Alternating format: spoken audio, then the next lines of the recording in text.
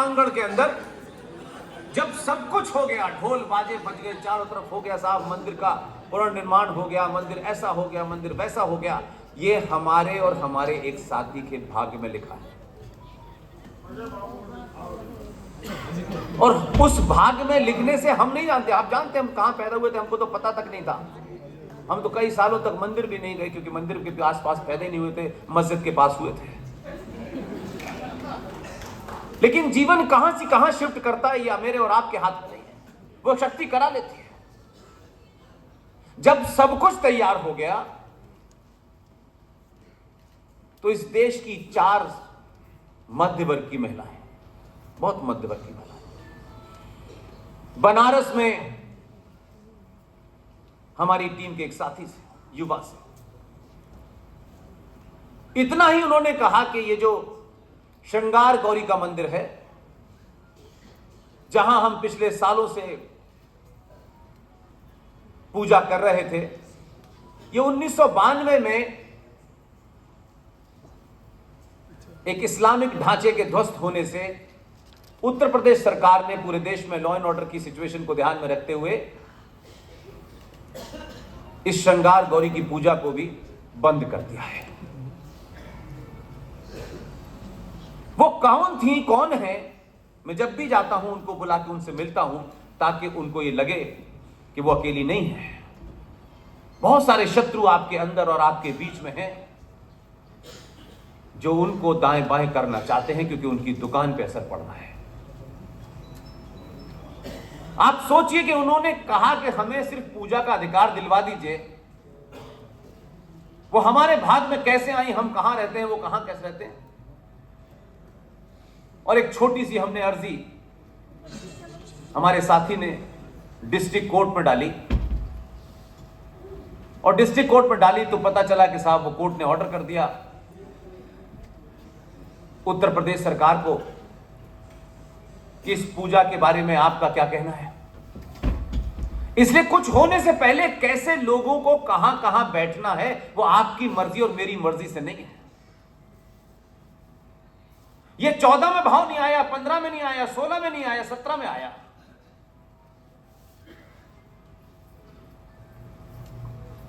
Court ने पूछा उत्तर प्रदेश सरकार से कि भाई ये जो पूजा यहां व्यासपीठ पे जो हो रही थी श्रृंगार गौरी की, इसे उस वक्त के मुख्यमंत्री ने लॉ एंड ऑर्डर के चलते बंद कर दिया था। उत्तर प्रदेश सरकार इसका जवाब दे। अब उनका नाम नहीं बताना चाहता, बड़े ब्यूरोक्रेट हैं, 24 कैरेट के सनातनी है। अब वो वहां कैसे पहुंचे उसमें नहीं जाना चाहता, समय कुछ और बताऊंगा। वो उत्तर प्रदेश के चीफ सेक्रेटरी हैं। वो बेचारे बड़े शुद्ध आदमी है एकदम। वो लेके गए मुख्यमंत्री के पास कि ये ऑर्डर आया है कोर्ट से, वो पूछ रहा है कि आप उत्तर प्रदेश की सरकार का इस पे क्या कहना है। तो वहां जो बैठा है लखनऊ में, उसके यहां काम पेंडिंग इसलिए नहीं रहता कि वो ऐसे वस्त्र पहनता है कि उसमें जेब ही नहीं है।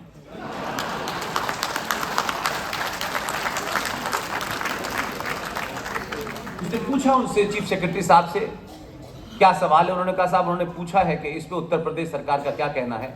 उन्होंने कागज लिया, उसके 4 टुकड़े करे, डस्टबिन में फेंका, बोले उस वक्त की सरकार ने आदेश दिया था कि पूजा रोक दी जाए, मैं अभी आदेश देता हूं कि कल से पूजा शुरू हो जाए।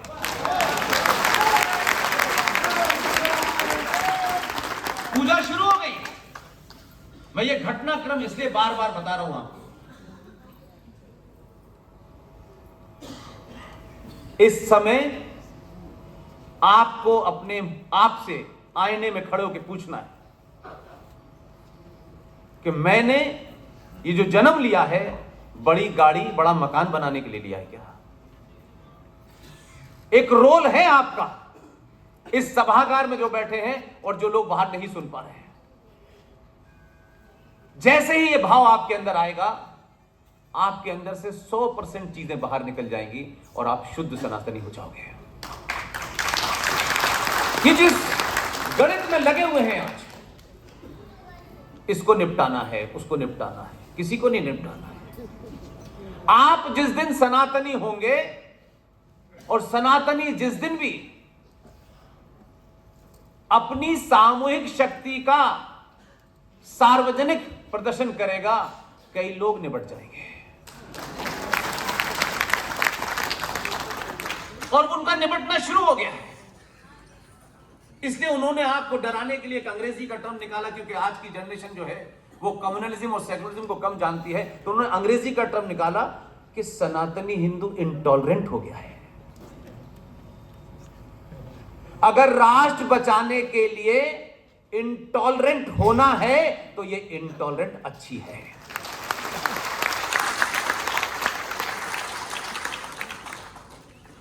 वहां पूजा शुरू हो गई। अब उन महिलाओं को उस शक्ति ने चुना। उन महिलाओं के मन में कैसे यह आया कि जब उनको दीवार तक पूजा करने की इजाजत मिल गई तो उनके मन में एक नया भाव आ गया।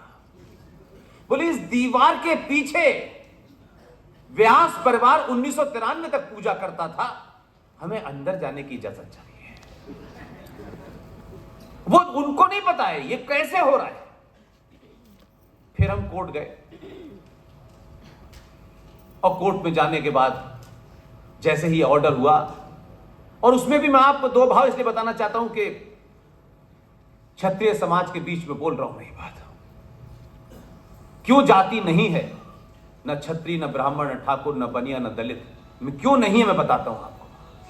मैं कोई आपको 5000 साल पुरानी बात जो मेरे सामने घटता है मैं उसकी बात करता हूं आपसे। बनारस का डिस्ट्रिक्ट जज एक दलित, बनारस का डिस्ट्रिक्ट मजिस्ट्रेट एक ब्राह्मण। डिस्ट्रिक्ट जज ने कहा कि इसके अंदर महिलाएं जाना चाहती हैं और एक टीम देखना चाहती है कि अंदर क्या है, सर्वे के लिए वो देखना चाहते हैं, उनको सर्वे की इजाजत दी जाती है। डिस्ट्रिक्ट कोर्ट के जज ने जैसे ही ये बयान दिया और ये बाहर आया, छोटे भाई का पजामा बड़े भाई का कुर्ता वाले एकदम, क्योंकि उनके पास एक ही काम है भीड़, और तो दूसरा कोई काम है नहीं। क्योंकि उनका कहना है बच्चे अल्लाह की देन है। कई बार मैंने पूछा अल्लाह नीचे कब आया, बताया नहीं।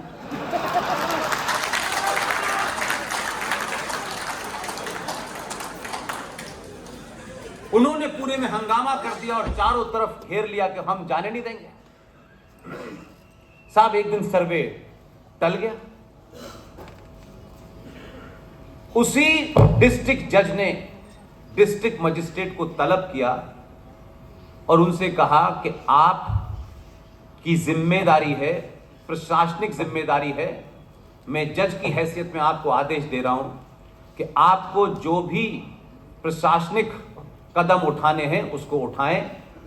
उसमें अगर शूटेड साइट का ऑर्डर भी आपको देना पड़े तो दें। कल किसी भी कीमत के ऊपर उस मंदिर का अंदर सर्वे होगा, सुरक्षित लोग जाएं और सुरक्षित वापस आएं, यह आपकी जिम्मेदारी है। सर्वे का ऑर्डर हो गया, लोग अंदर चले गए। अब कहते हैं कि जिसकी जो भावना होती है उसको वही नजर आता है। बहुत लोगों को अंदर, किसी को कुछ नजर आया, किसी को कुछ नजर आया। इसलिए प्रकृति में फिर आपको कह रहा हूं, फिर विश्वास दिलाना चाहता हूं, उन 25 से 27 लोगों में अगर आज की परिभाषा करें तो ना वो ब्राह्मण है, न क्षत्रिय है, न वैश्य है, न दलित है, न अगड़ा है, न पिछड़ा है, अगर आज की परिभाषा के साथ। लेकिन आप सोचिए कि उन 27 लोगों में एक ही ऐसा युवक था जिसकी पहचान जैन के रूप में थी। अब अगर आप जाति की बात करें तो जैन थे। सबने सब कुछ देखा, सिर्फ विष्णु शंकर जैन को जैसे ही उसकी निगाह वहां पड़ी कि उसने देखा एक गोल सा पत्थर है, उसके चारों तरफ पानी भरा हुआ है, तो उसने डिस्ट्रिक्ट मजिस्ट्रेट साहब से कहा कि जरा इसका पानी कम करवा दीजिए। तो वो बोले जो सर सन से जुदा करते हैं सड़कों पे, उनकी मानवीय चेतना जागी और डिस्ट्रिक्ट मजिस्ट्रेट से उन्होंने कहा कि इस पानी के अंदर बहुत सारी मछलियां हैं, ये बिन पानी के मर जाएंगी। आए है, क्या आत्मा में आंसू थे। लेकिन डिस्ट्रिक्ट मजिस्ट्रेट जो था ना, वो अपनी मर्जी से वहां नहीं था।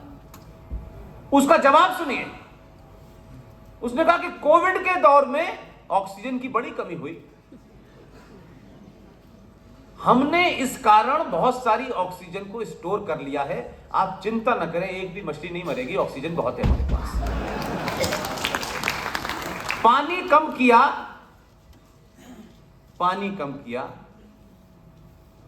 पानी कम करते ही विष्णु के मुंह से निकला, बाबा मिल गए।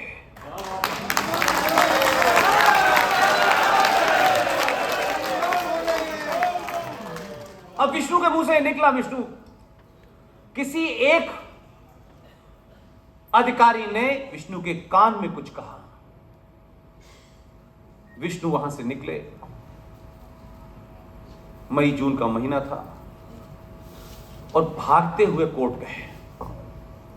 कोर्ट में दिवाकर साहब पहले से तैयार बैठे थे। उसने एक एप्लीकेशन दी और कहा कि आईपीसी की एक धारा के तहत किसी विवादित चीज के ऊपर अगर कोई ऐसे साक्ष्य मिले हैं, कोई ऐसे प्रूफ मिले हैं, कोई ऐसी एविडेंस मिली है, तो उसी में एक धारा है जिसके तहत उस एविडेंस को तत्काल प्रभाव से कंट्रोल में ले लिया जाए।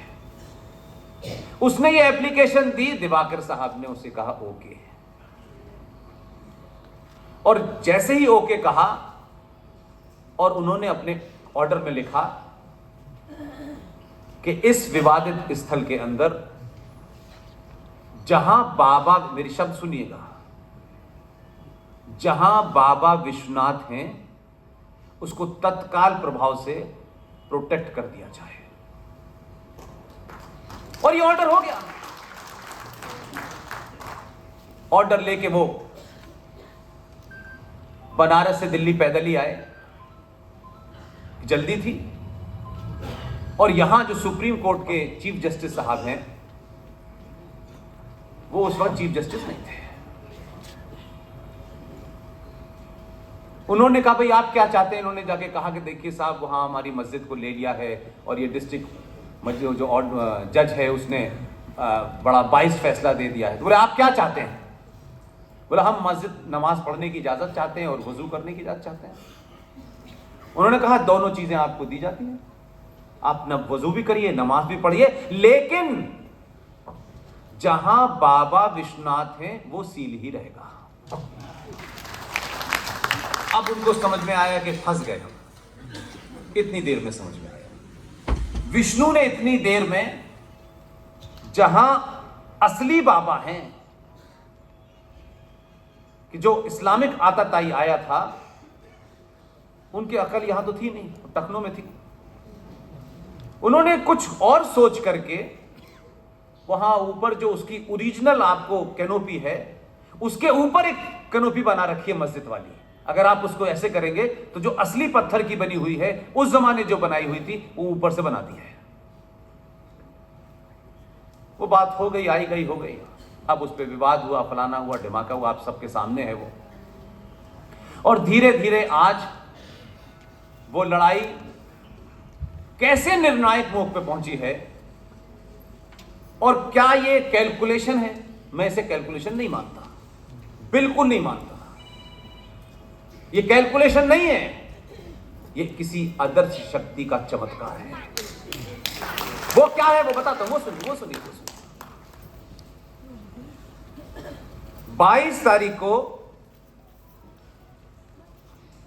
अयोध्या में जो हो रहा है उसे पूरी दुनिया देखेगी।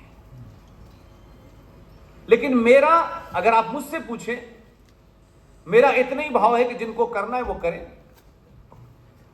मेरे जिम्मे जो उस शक्ति ने काम सौंपा है, मैं कल पूरी निकल जाऊंगा। कोई जरूरी नहीं है कि हर आदमी जब तक वहां नहीं जाएगा तब तक उसकी आस्था पूरी नहीं होगी। करोड़ों लोगों के बिना पहुंचे भी आस्था पूरी होगी। मेरे जिम्मे जो काम दिया गया है उसमें 22 तारीख नहीं है इंपॉर्टेंट, उसके लिए 24 तारीख इंपॉर्टेंट है। आप पूछ सकते हैं कि 24 तारीख क्यों इंपॉर्टेंट है मेरे लिए? क्योंकि मैं ये मानता हूं कि युद्ध में जो जीती हुई चीज होती है उसकी ज्यादा देर खुशी मनाने से अच्छा है कि उस युद्ध के अगले पड़ाव की तरफ बढ़ लिया जाए, ताकि ना कि इस खुशी के अंदर ही लिप्त रहा जाए। पूरा देश खुशी मनाए, मुझे कोई चिंता नहीं है, मैं भी खुश हूं, लेकिन मेरी भूमिका जो चुनी है वो 24 तारीख के लिए है। सुप्रीम कोर्ट ने आदेश किया है कि जहां ये बता रहे हैं कि ये फव्वारा है, अब आप सोचिए, आदमी थोड़ा बहुत झूठ बोलता है तो थोड़ा डर भी लगता है। ये दुनिया की ऐसी कौम है कि पूरे कॉन्फिडेंस के साथ झूठ बोलती है। आप सोचो जरा, जहां से वो आए थे रेगिस्तान पे और खजूर तोड़ने के लिए ऊंट की पीठ पे खड़ा होना पड़ता था, ये वहां से आए थे जहां पानी धोने के लिए नहीं था, लेकिन फव्वारा बना लिया उन्होंने। 1400 साल में जो अपने साइज का पजामा नहीं बना पाए वो कहते फव्वारा बनाया।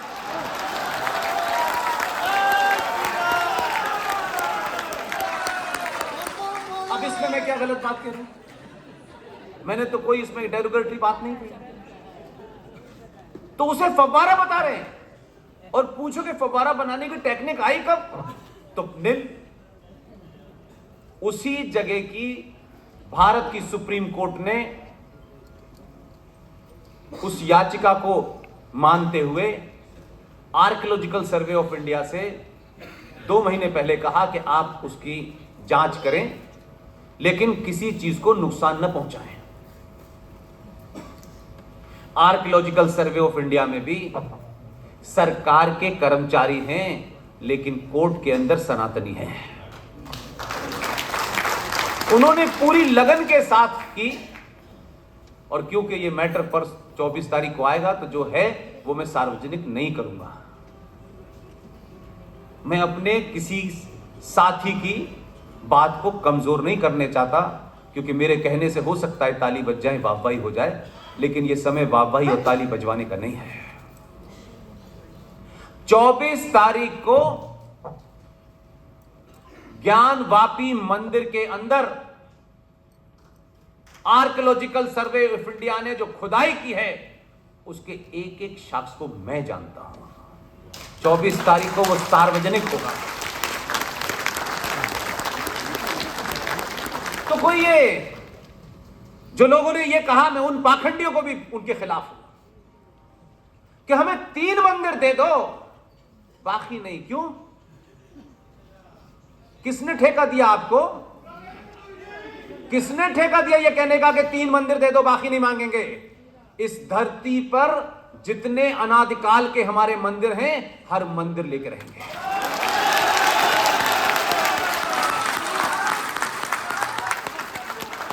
इससे कोई खुश होता है नहीं होता है, ये महत्वपूर्ण नहीं है। आपको अपनी दुकान बचानी है, बचाइए। आपको हमने ठेका नहीं दिया कि हर मस्जिद में शिवलिंग ढूंढा जाएगा, हर मस्जिद के अंदर शिवलिंग ढूंढा जाएगा। हम ढूंढेंगे, क्योंकि हमको कोई राजनीति नहीं करनी, हमको कोई संगठन चलाना। हम रहे ना रहे, हम ये नहीं चाहते कि हमारे मरने के बाद लोग कहें कि हम जानते थे लेकिन इन्होंने समझौता कर लिया अपने स्वार्थों के लिए। हमारा कोई समझौता नहीं है, हम राष्ट्र पर कोई समझौता करने को तैयार नहीं है।